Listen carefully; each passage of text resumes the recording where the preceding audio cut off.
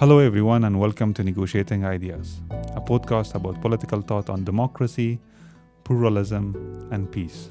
My name is Omar Sadr. This episode is on democratic backsliding in Eastern Europe.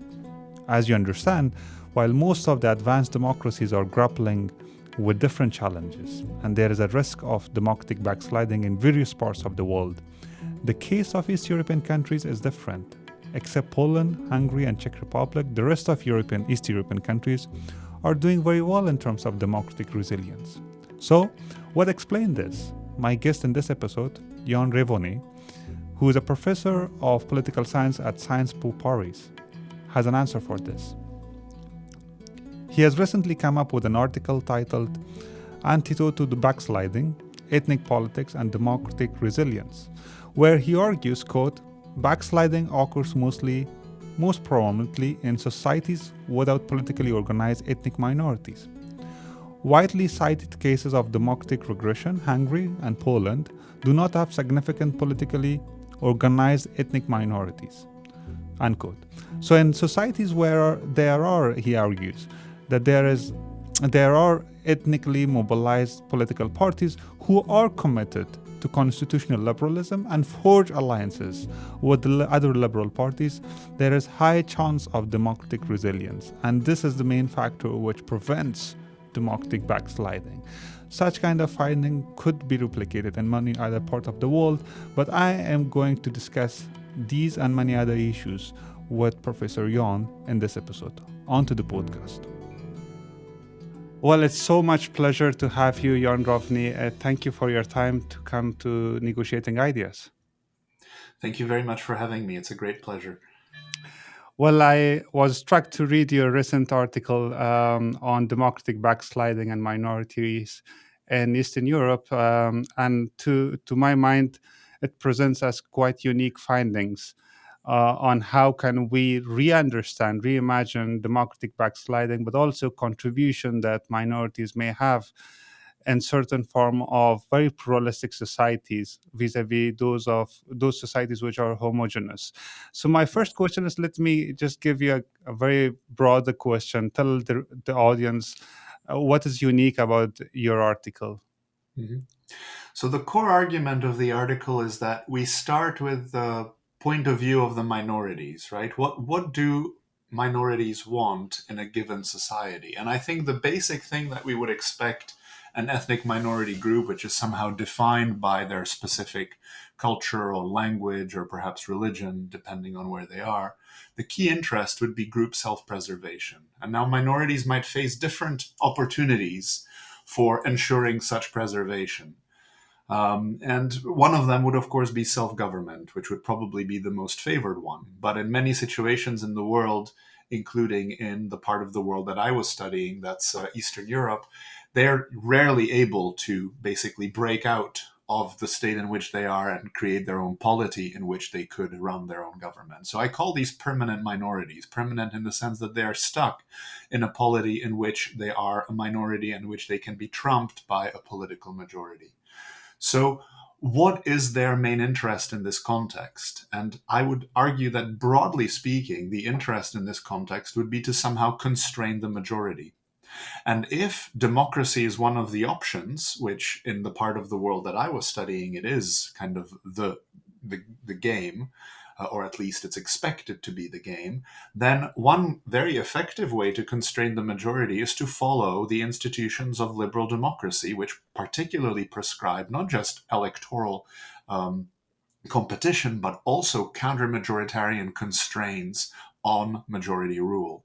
And so in a sense, ethnic minorities, I think quite intuitively, are concerned with the tyranny of the majority, and they wish to seek ways to constrain and limit this tyranny of the majority by having institutional and procedural constraints on what the majority can do towards minorities of all kinds.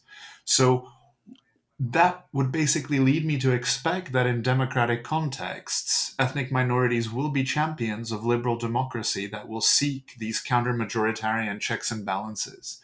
And this is new for two reasons, right? There are two main things that the literature in the past has expected of ethnic minorities that I think this challenges. The first one is that most people think that ethnic politics are generally detrimental to democracy and to the proper functioning of a modern, effective state. And my argument suggests that, on the contrary, ethnic politics, under some conditions, can bolster democracy. It can be normatively a good thing. And secondly, the literature has often expected ethnic politics to be about particularism. Ethnic groups want something for themselves. It's all about just we for our people. And this challenges that view. It basically says ethnic minority status can actually infuse the group representatives with ideological aims. And so ethnicity can actually inform ideology. Yeah. So this is, I mean, unique in the sense that you bring a nuance and the democratic theory, but also you reconfirm the fundamental assumptions of liberalism, wherein counter-majoritarianism and within the liberal framework works. Now, my question would be some recent theories of pluralism and also North American, let's say, multiculturalism will say merely liberal framework and counter-majoritarianism may not be able to provide the ability for minorities to fulfill their goals, what you said, preserve their identity, but also ensure that they have a stake in the system.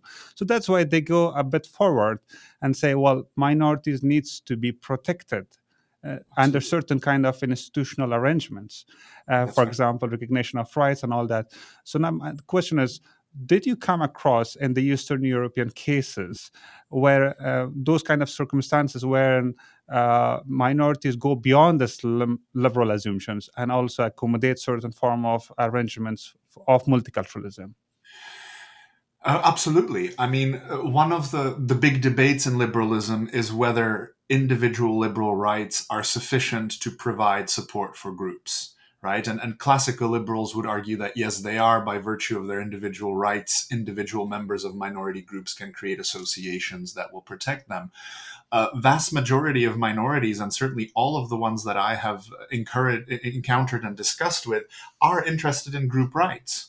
They're Mm, interested in very elementary group rights, such as having the right to have their children educated in the minority language. So, having access to minority language education or having access to basic state services in minority languages. Now, keep in mind that Eastern Europe ethnicity is dominantly, though not solely, dominantly determined by language spoken. So, one of the key concerns in places like Estonia or Slovakia is whether the minorities can have education in their language, whether they can have state institutions engage them and cater to them and give them services in their language. They would all argue that these group rights are essential to them, but they would probably also agree with some of the liberal theorists, most of them coming from Canada, who argue that these group rights are actually a core of the liberal ideal, right? yeah. That in a sense, these individuals need the collective in order to make sense of their own lives. Mm, And furthermore, the state is never culturally neutral. And mm, therefore, a liberal state needs to have this flexibility of providing some of these group rights to the minorities in order to kind of broaden the cultural focus of the state, right. which normally is just majoritarian. Yeah.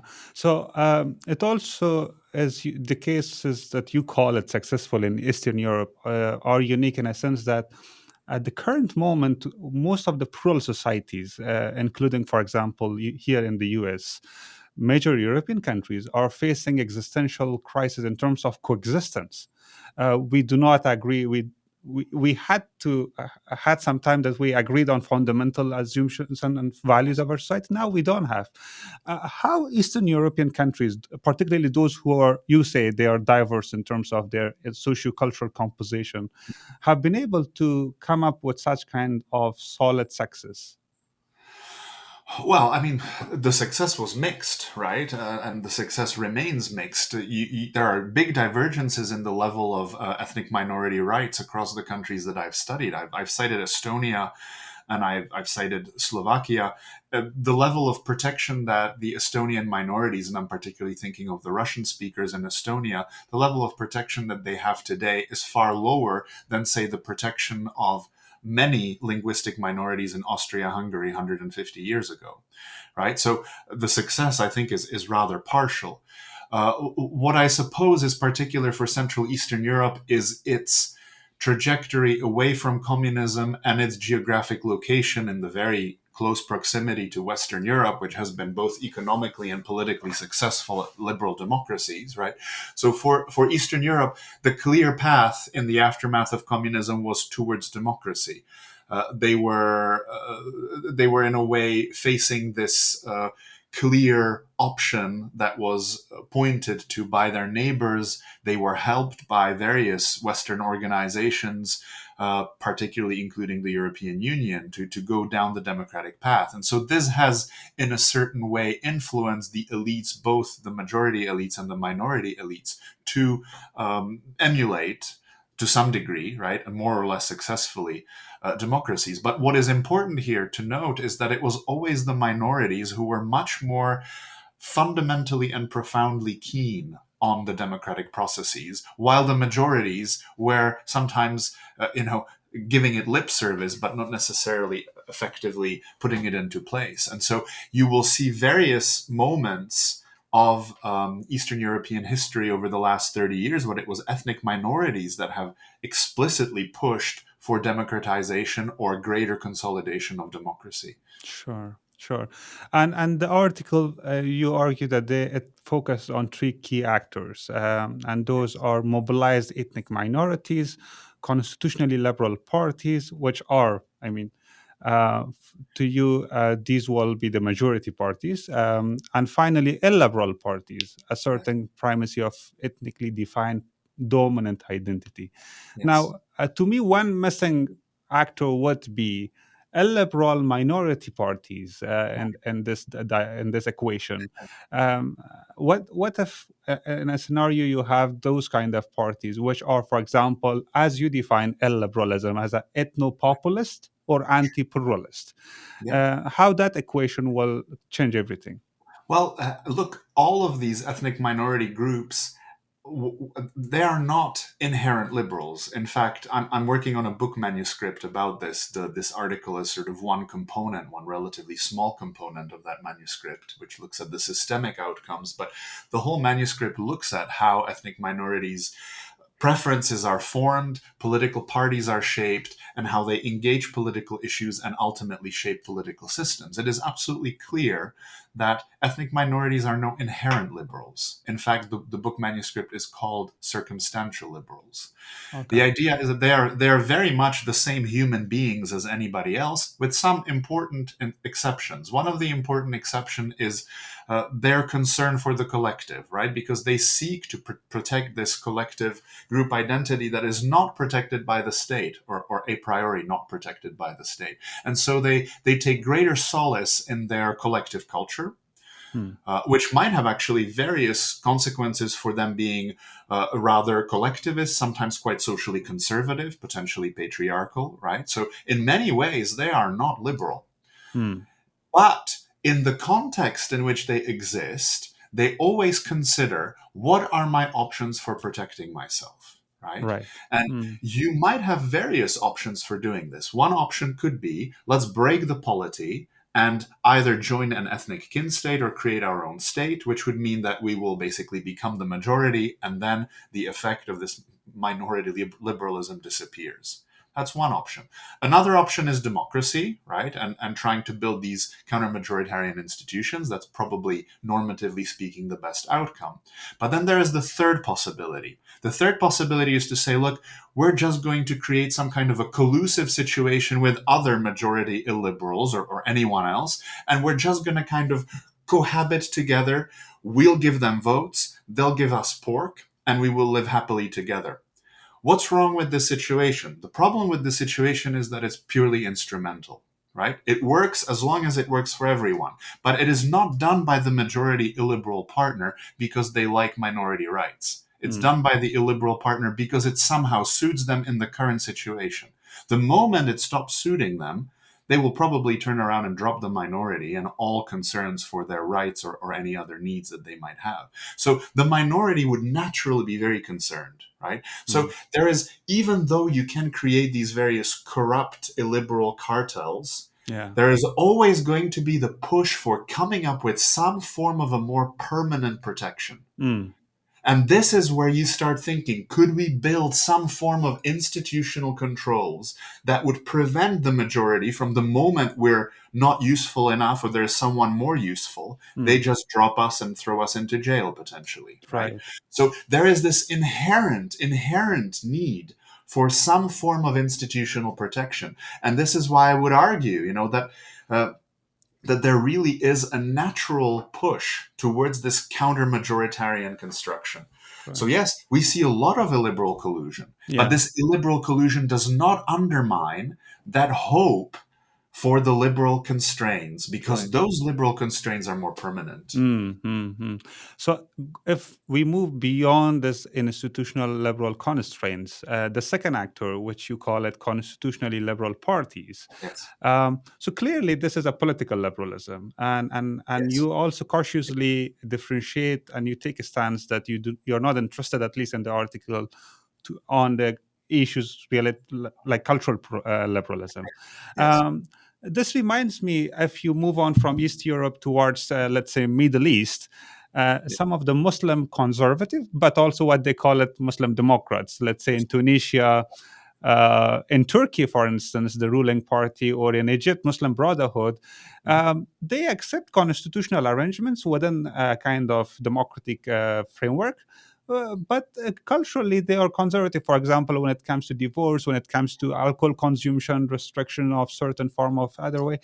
But now the dilemma in Middle East has been that you guys are culturally not liberal, so that's why we do not trust you guys. Though they accept democracy, like what happened in Egypt in 2013-14, right? Yes. How do you suggest that we copy the experiences of Eastern Europe, if it is about all political liberalism, not cultural liberalism? Yes. Well, so let me just start by saying the article, I mean, and it's much more clearly in the book, the article makes an allusion to the fact that liberalism has at least three dimensions, right? The first one is economic. Economic liberals want markets and less state intervention. Second one is cultural, as you say, that has to do with, are we going to follow traditional, often religious prescriptions, or are we going to allow individual rights of life choices, identities, and so on and so forth? Those two dimensions of liberalism are relatively unimportant in this context.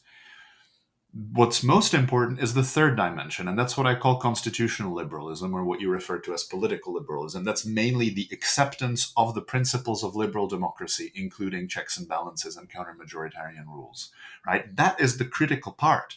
And it's absolutely true that in Central and Eastern Europe, some of the constitutional liberal parties were either economic non-liberals, right? They were often socialist parties. And at times, the Slovak example would work here, they were Christian Democrats. So they were conservative religious parties, conservative in the sense of cultural conservatives, but they were constitutional liberals. So in this sense, I mean, again, I'm not a specialist on the Middle East, but I completely understand that there could be someone who might accept certain teachings of Islam while being a constitutional liberal. So as long Mm. as you accept the structures and institutions and practices of liberal democracy, whatever you think about the role of religion, I mean, as long as it does not limit liberal democracy, right? As Yeah. long as religion is subordinated to liberal democracy, then it's perfectly fine. Yeah. And then let's go to another example, somewhere in Middle East, a Persian country like Afghanistan. In the last 20 years, before fall of Afghanistan to the Taliban, the country had a kind of very fragile democracy. Yeah. And Afghanistan is a kind of multi-ethnic society, which are you don't have clear-cut majority and minority because all ethnic groups are below 50%. But the fact is, I think one of your assumption is you can test it there and say confirmed that most of the politically non-dominant ethnic groups like the Persian Tajiks, Hazaras, they were pro-democracy, Right. and let's say at least limited to constitutional liberalism. But what happened is that this democracy could not sustain. Probably, of course, dynamics are quite fundamentally different in Afghanistan because of the U.S. presence. But now, question would be, to what extent your hypothesis could be tested elsewhere and say, let's have here also we have successful case. Look, this is a very good question, and I've been pushed on this quite a bit as I've discussed this with colleagues. Um, so I've already told you that there is something probably specific about Central and Eastern Europe in the sense that it has this both economic and ideological anchoring to Western Europe, and especially through the process of European integration. Even though we can question the extent to which the EU has been successful in pushing democracy onto these countries, it has been to a certain extent. So I would not want to underestimate the importance of not being far from Germany, Sweden, Italy, right? I think that really matters. True. In terms of economic stability and in terms of just the fact that there were people who went directly to Eastern European parliaments and talked to the leaders of the government and of the opposition. This is how we run things. This is how we do things. This is what we don't do. That certainly mattered. Now, I am quite convinced that the fundamental mechanisms of what I'm describing here should work more or less universally, right? What, of course, will matter is the context. The context will be particular because there's always that circumstantial decision of these minorities of what's going to be more effective for me. And so I want to make it clear, right, that in certain contexts, these minorities can be staunch anti-democrats. In fact, in the book, I have a case of the Sudeten Germans. They were the German minority of Czechoslovakia up until the mid-1940s when they were forcibly expelled. And what's very interesting about them is that they were initially staunch royalists. Generally, they supported Austria-Hungary. They did not want to see the creation of Czechoslovakia. When Czechoslovakia was created and it was the only game in town, most of them became staunch Democrats. And they supported a multicultural democracy in Czechoslovakia. This fell apart only in the context of Hitler gaining power in Germany, when suddenly there was a real possibility of them exiting their minority status and becoming a part of a greater German nation. And at that point, many of them switched and became Nazis. So, not necessarily individuals, but if you think of the typical voter of this group, they went from being royalists to Democrats to Nazis. So that's the circumstantial conditions. What, however, is consistent is this continuous need for protection via some form of limitation of the majority, right? And so in the conclusion of the book, I have focused on 3 cases that are outside of Eastern Europe. 2 of them are established democracy. 1 of them is not. I've looked at Muslims in France, and I've noted that Muslims in France, looking at various data, are more concerned about the functioning of French democracy than French majority nationals, right?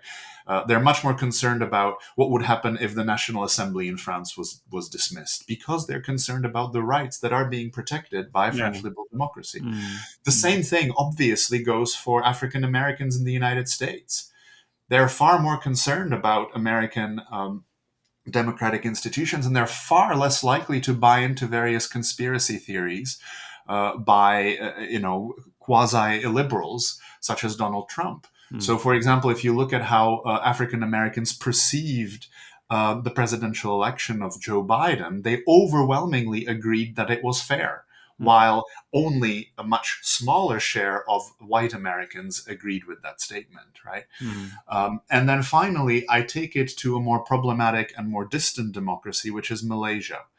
Malaysia is sort of a quasi-functional democracy, but there we have seen over the course of the 60 years that the country's been independent, that it was actually the minority Chinese and Indians who have systematically put forward political parties that have challenged the cartel put together by the dominant Malays. And if you look today at the Asia Barometer, both Chinese and even more so Indian minorities are significantly more likely to agree that democracy is a better political system than others.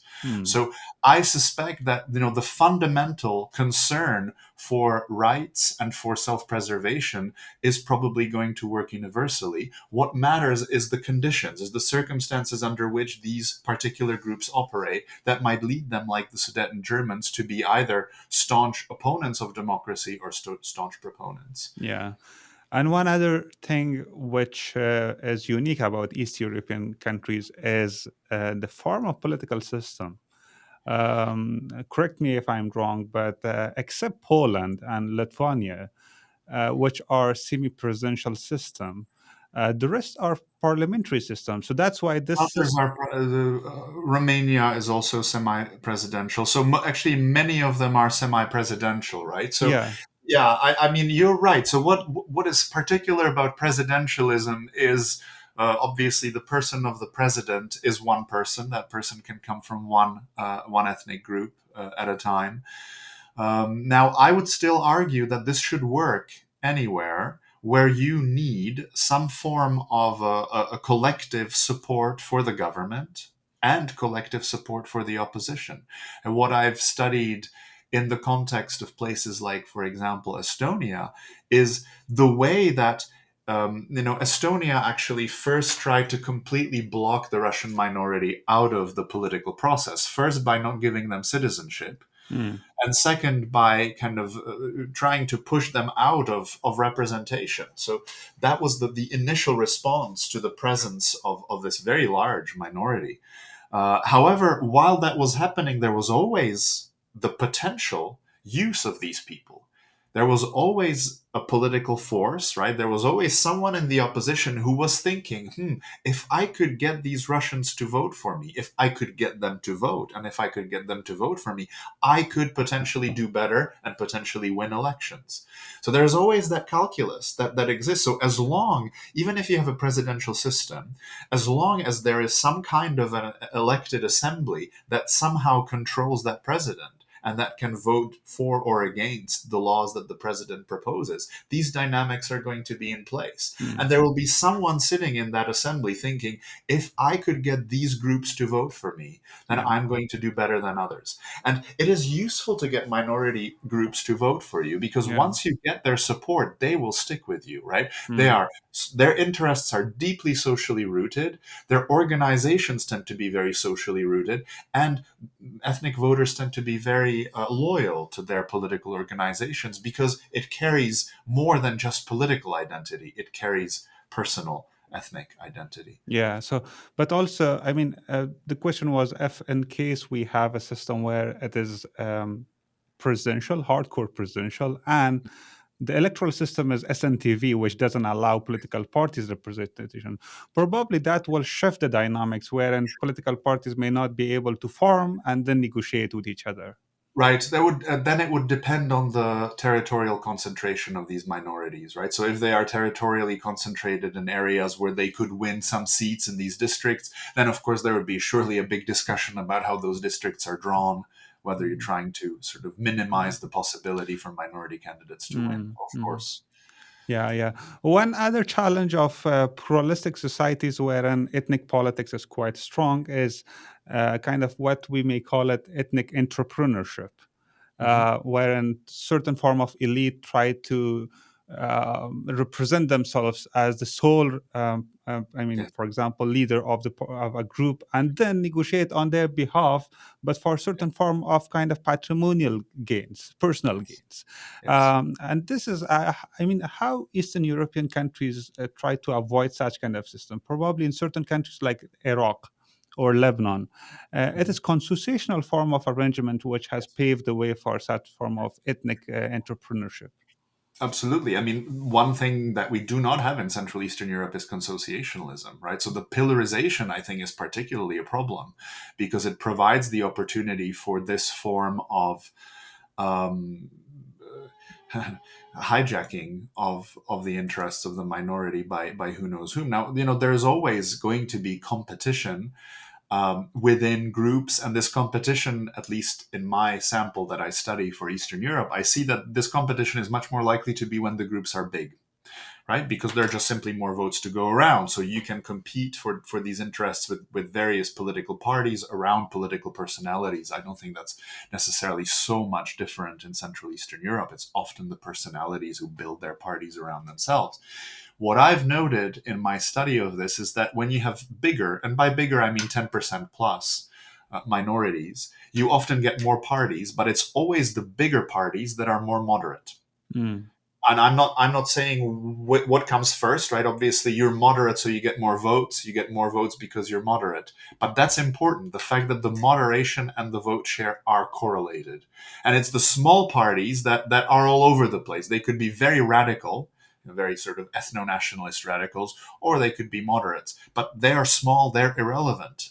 They're Mm. allowed to be irresponsible in a sense. The fact that the big ones are more moderate is the important component here. So that has kind of undermined the dynamic of having, let's say, um, leaders that would push for a more, ethnically extremist agendas in Central and Eastern Europe.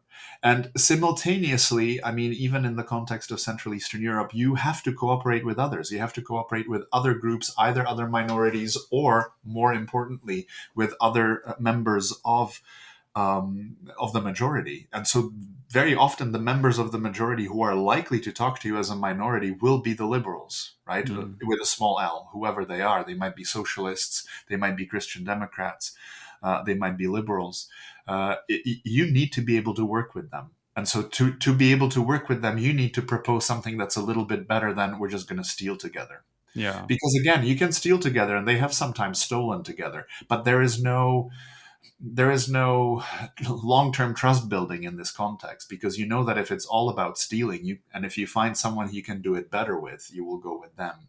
Mm. So there's been I mean, I could go into specific cases, right, where there has kind of been a long-term learning and rapprochement between these types of forces, so moderate ethnic minority representatives and various forms of liberally minded majorities who then started working together and were able to beat majority illiberals at elections, and in some ways really change the direction of the regime. Right, right. So coming to the last, I mean, as a concluding remarks, your article presents a kind of correlationship between pluralism on one hand, democracy on the other hand, and constitutional liberalism. Yes. I wonder whether if such kind of conducive environment, which is here in Central East European countries for a kind of pluralistic democracy, could be Yes. also replicated elsewhere. I mean, now, I mean, let's say if we take liberalism from out of equation in an Yes. illiberal context, can we have a kind of pluralistic democracy, or um, the fact is that liberalism is a key and undeniable prerequisite of such kind of formula? I think the argument that I've been trying to make here is that liberalism is very important in the sense that it comes with institutions and codified processes, right, that are going to be more trustworthy than just cooperation on good faith. Now, Mm. cooperation on good faith can probably also be institutionalized. And if again, my cultural references will be European, but if I think of pluralistic but not democratic societies that I can think of, I mean, that would be Ottoman Empire, that would be Austria-Hungary. They were pluralistic, but they were not democratic.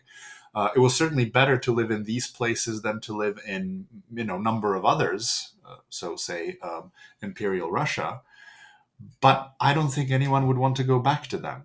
Mm. So the liberal component again makes it much better, because it's not just on good faith and some kind of a cultural habitus. It is a constitutional principle with institutions that are built and that are upheld as a game in town, that hopefully most subscribe to.